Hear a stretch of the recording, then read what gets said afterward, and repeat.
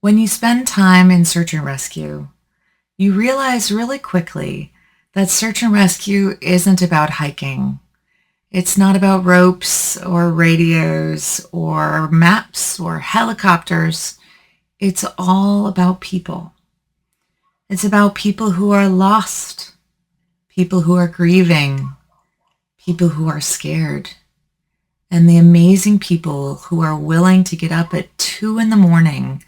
out of their warm homes and warm beds to look for someone they've never met before.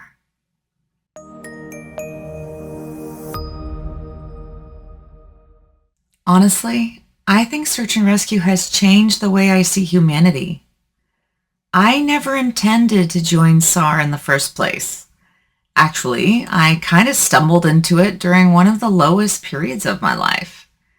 A year before I joined Search and Rescue, I had been in the Sheriff's Academy for my county. That was the dream.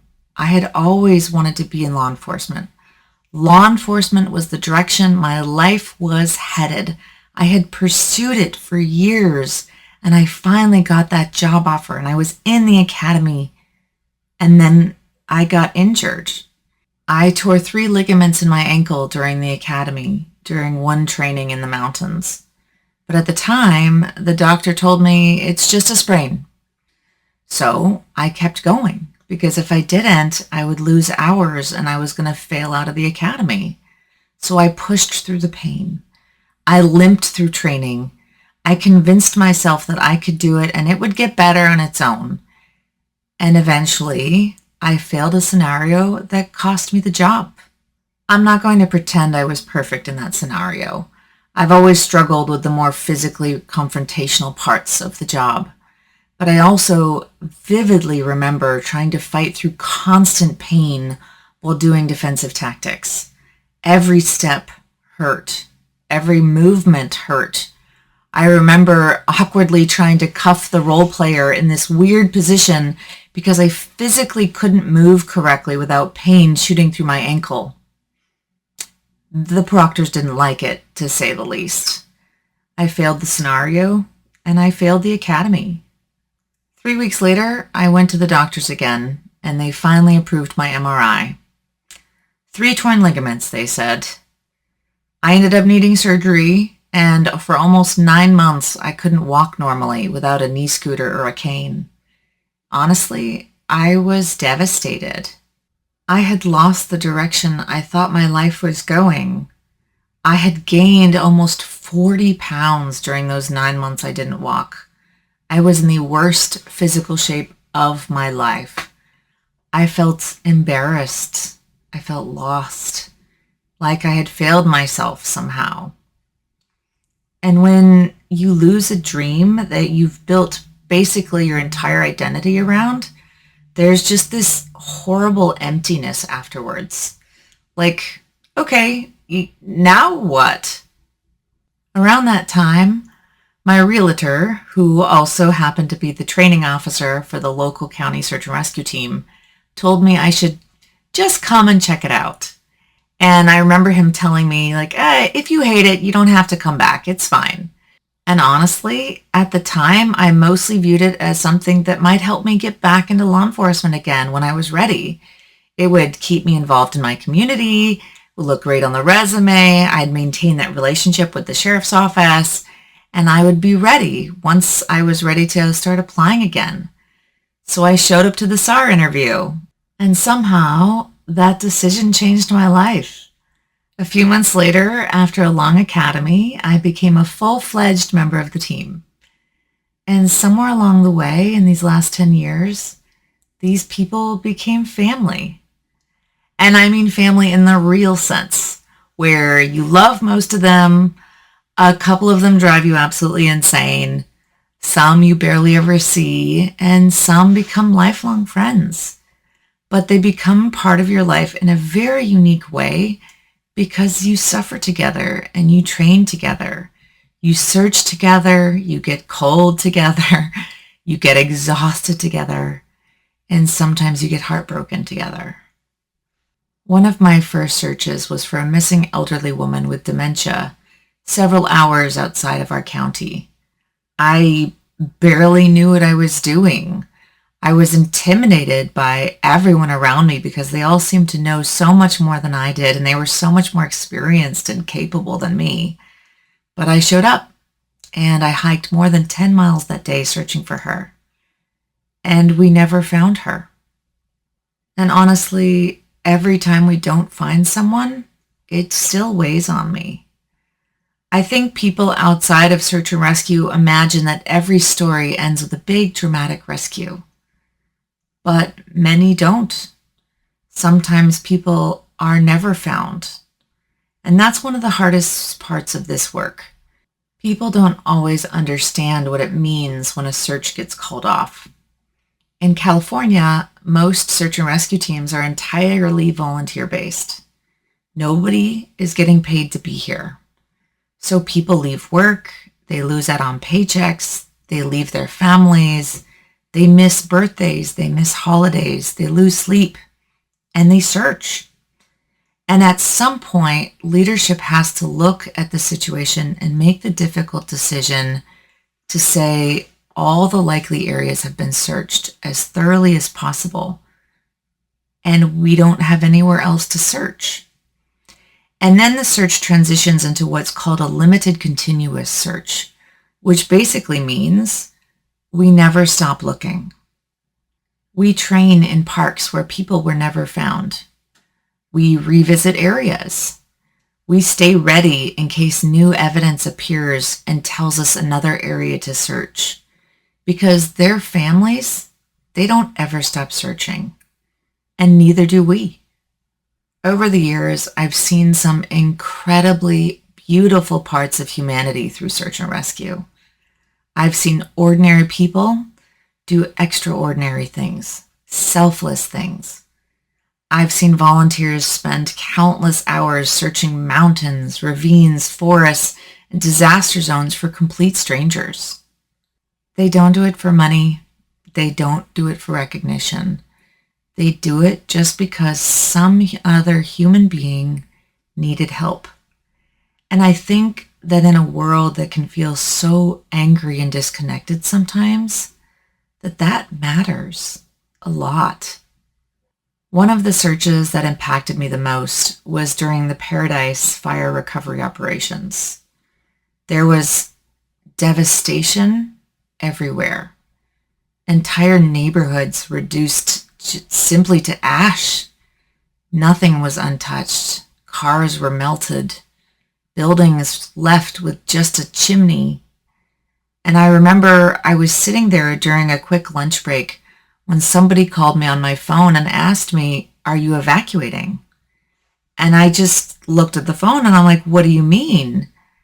Apparently, my own town was under evacuation watch while I was standing in the ashes of another entirely destroyed community.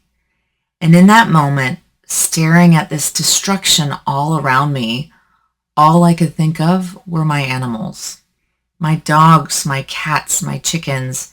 And I called my neighbor in a panic, and he told me, "Don't worry. If the evacuation order happens while you're gone, I'll get your animals out." This man was so wonderful. My dogs hated him. They just hadn't gotten to know him yet. But he said he'd grab their little grumpy butts and get them in his car to evacuate if we needed to. And that moment really stuck with me because that's exactly what I keep seeing over and over in SAR and in my own little community in the mountains. People showing up for each other. They do it quietly, without recognition, without reward, just because they can. That search stayed with me for other reasons too. I personally didn't find any human remains during that assignment, though others on my team did. But we found many pets, animals curled up in bathtubs trying to escape the heat and smoke. And honestly, that broke me a little bit. The fear that they must have felt, and the confusion and the helplessness. The fire terrifies me because it doesn't discriminate. It just destroys. But somehow, even surrounded by all that devastation, I still saw humanity at its best. And I think that's what Search and Rescue has ultimately taught me. Not that people are perfect, because they certainly aren't. There's drama in SAR sometimes too. There's burnout. There's politics. I hate politics.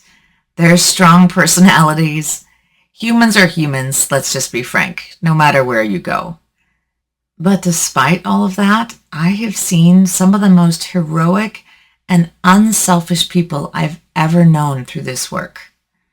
Trauma has a way of convincing you that nobody is safe, that nobody can be trusted.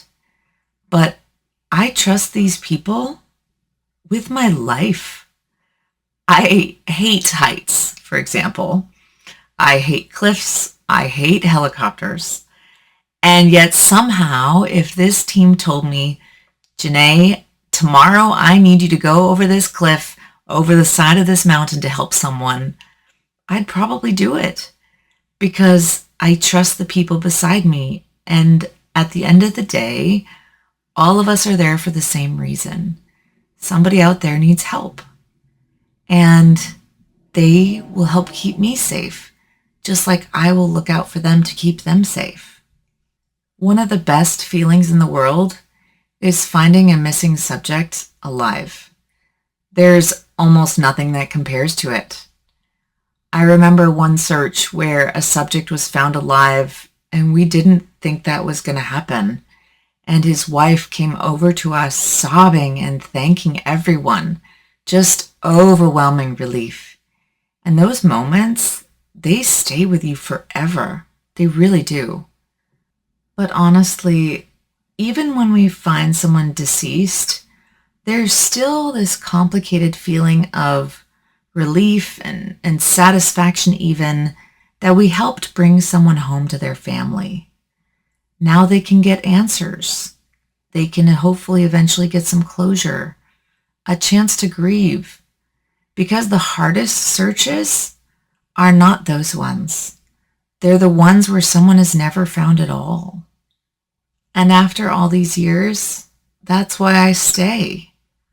Not because it helps my resume anymore. The dream of law enforcement has already passed me by, whether I like it or not. But the deeper reason I wanted to join law enforcement in the first place was because I wanted to help people, and I still can. These days, my favorite part of Search and Rescue is teaching. Every year during the academy, we help train the next generation of searchers. And I love it. I absolutely love it.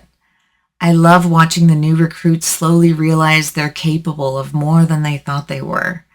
I love knowing that someday, when I'm too old or too broken or too tired to do this anymore, people I trained will still be out there searching for someone's loved ones. And maybe in some small way, I contributed to that. I'm burned out a little bit right now, if I'm being honest. Life has been heavy lately. I started a new job about a month ago. I've had a couple pregnancy losses this year. There's been leadership changes on the team. There has been drama. There's been my own exhaustion. And part of why I wanted to make this video was honestly to remind myself why I stay too. To remind myself that even when life hurts, even when trauma makes us feel broken, we can still do meaningful things in this world. We can still love people. We can still serve people. We can still become part of something so much bigger than ourselves. And I think maybe that's what Search and Rescue gave me when I needed it the most. Not just purpose, but proof. Proof that there are still good people in this world. And honestly, sometimes I think we all need that reminder sometimes. I know I did. Thank you so much for being here with me today. I'm Janae Cherie, and I hope that my stories help you to tell yours.